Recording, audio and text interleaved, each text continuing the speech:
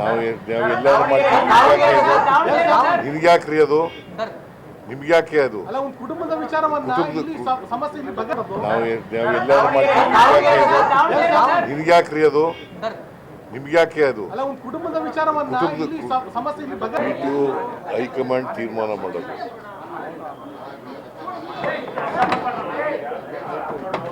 ಸುರ್ಜೇವಾಲಾ ಅವರು ಕರ್ನಾಟಕಕ್ಕೆ ಬರ್ತಾ ಇದ್ದಾರೆ ರೈಡ್. ಅಷ್ಟರೊಳಗಡೆ ನಿನ್ನೆ ದಾವಣಗೆರೆಗೆ ಹೋಗಿದ್ರು ಒಂದು ಟೀಮು, ಮತ್ತು ಬಾಗಲಕೋಟೆಗೂ ಕೂಡ ಹೋಗಿದ್ರು. ಅವರು ರಿಪೋರ್ಟ್ ಕೊಡ್ತಾರೆ. ಆ ರಿಪೋರ್ಟ್ ಆಧಾರದ ಮೇಲೆ ನಾನು ಡಿ.ಕೆ ಚರ್ಚೆ ಮಾಡಿ ಸುರ್ಜೇವಾಲಾ ಜೊತೆ ಮಾತಾಡಿ ಕಳಿಸ್ಕೊಡ್ತೀನಿ.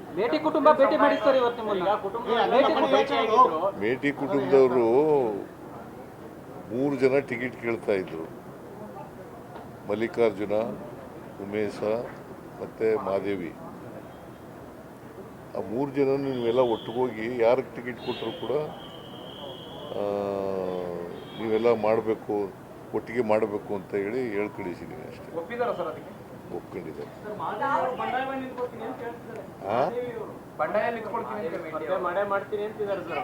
ನಿಮ್ಮ ಜೊತೆ ಹೇಳಿದ್ರ ಯಾವಾಗ ಏನಂತ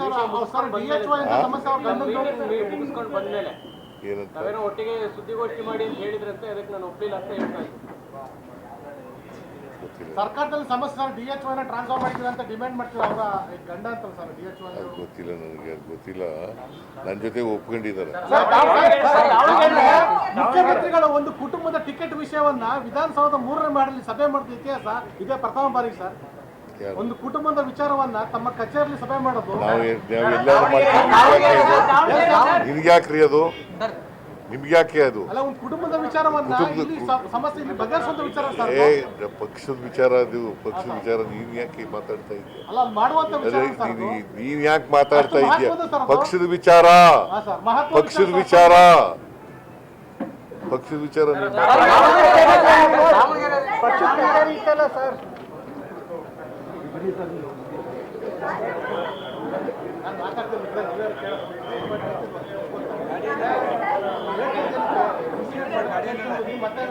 ಇನ್ನಷ್ಟು ಹೆಚ್ಚಿನ ಮಾಹಿತಿಗಾಗಿ ಫಾಲೋ ಮಾಡಿ ಬ್ರಿಗೇಡ್ ನ್ಯೂಸ್ ಕನ್ನಡ.